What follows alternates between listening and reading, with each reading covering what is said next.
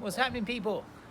Yeah, bit of a different vibe today, guys. I'm gonna film outside, al fresco, and yeah, just mix things up a little bit.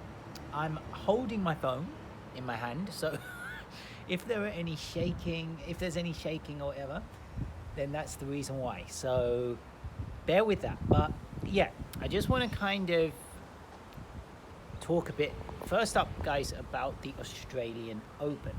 Now, it's incredible, eh?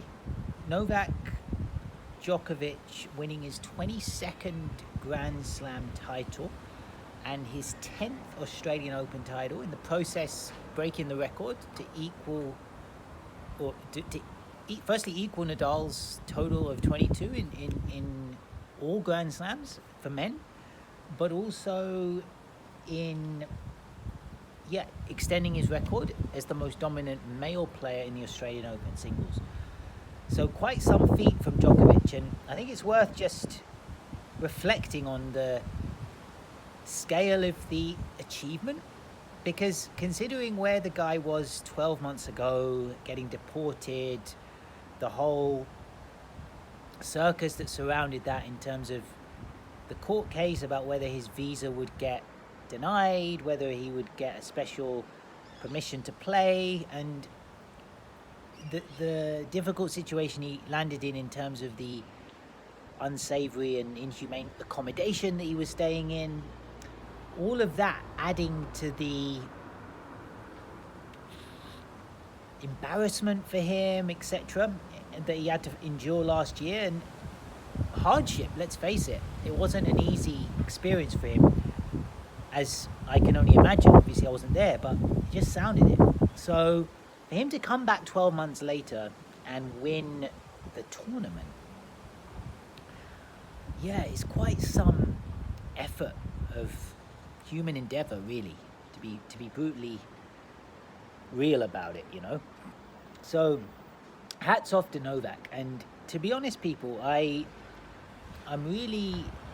got a lot of respect for Djokovic in terms of his dedication to tennis, how he commits to the sport, his professionalism, his rigorous stretch routine that he undergoes every day, his diet, he's just very attuned with his body and his mind, and it all seems to be part of his own journey of self-discovery. He really wants to explore how he can become a better tennis player, a better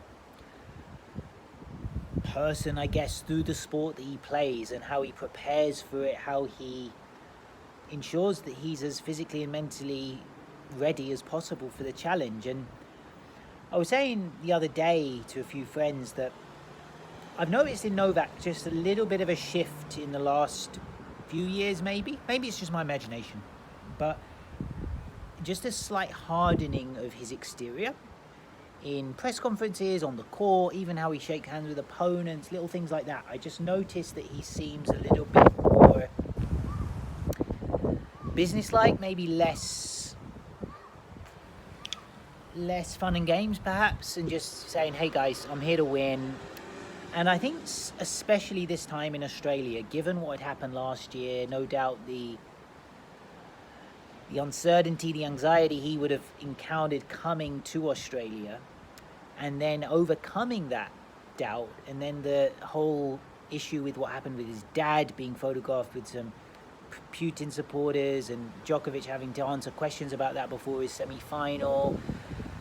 And he mentioned that it was 4 or 5 of the most difficult weeks he'd ever experienced as a player, and you can only read between the lines, but that obviously was part of it, that incident with his dad. And then for him to then overcome those obstacles and win so emphatically, holding it together, was just incredible. So hats off to Novak.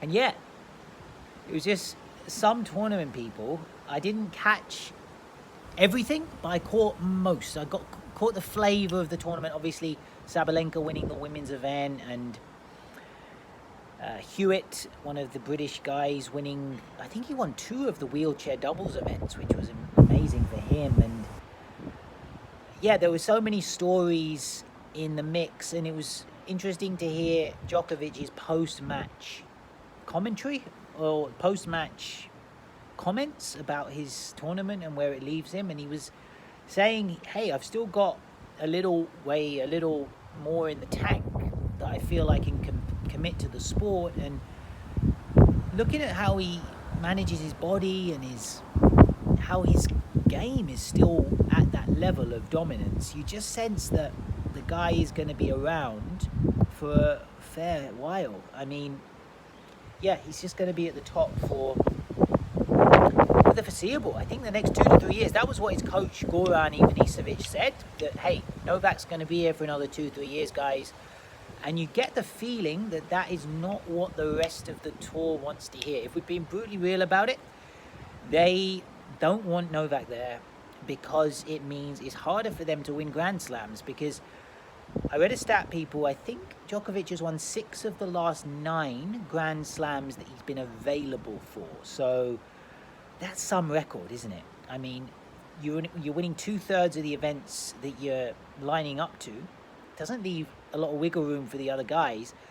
And there are youngsters or younger players coming through, the likes of Carlos Alcaraz of Spain, who won the US Open last year, had been the world number 1 before this week. Obviously, Djokovic usurped him after winning the Australian Open this time around.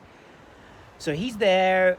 Who else have we got? We've got, obviously, Tsitsipas, who Djokovic beat in the final. Greek player, promising player, tall, big serve, volley, single-handed backhand. He hits the ball pretty sound from the back of the court. Then you've got Felix Auger-Aliassime, the Canadian youngster who Djokovic actually mentioned after the tournament as one of the people who could potentially challenge him, essentially. And then who is the other? He mentioned one more youngster, Yannick Sinner of Italy. Then, of course, there's Rafael Nadal on the clay, but who knows? Nadal said after his exit to the American McDonald's that he felt like he was physically broken. I think might have been the words he used. It might not have been exactly those words, but he did seem to imply that, yeah, I have to undergo a period of recovery and rest and rehabilitation. So that's going to be interesting, people. That for me is the most interesting aspect now in terms of the men's scene. Is Nadal going to be able to recover ahead of the French Open, which has historically been his most fruitful Grand Slam? I think he's won 13 or 14 French Opens of his total of 22. So, yeah, that's going to be interesting, people, to see if Nadal has recovered or will recover in time to be as competitive as he usually is at that tournament.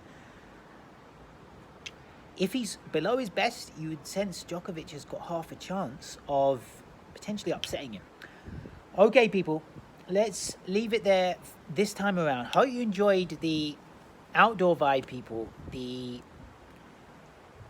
elements, the wind, everything that's come through on this video. And yeah, just leave me your comments if you have any reflections about the tennis, about Djokovic's performance, about where does it leave the game moving forward. This GOAT debate that rages on, I don't tend to, that's never been the big debate for me, the GOAT debate, but I guess it is considered a bit of a debate, the greatest of all time. On the men's side, we have obviously Djokovic and Nadal there, and yeah, let's keep the discussion going, people. Let me know what you think and how you see things moving forward. Okay, people, peace, love.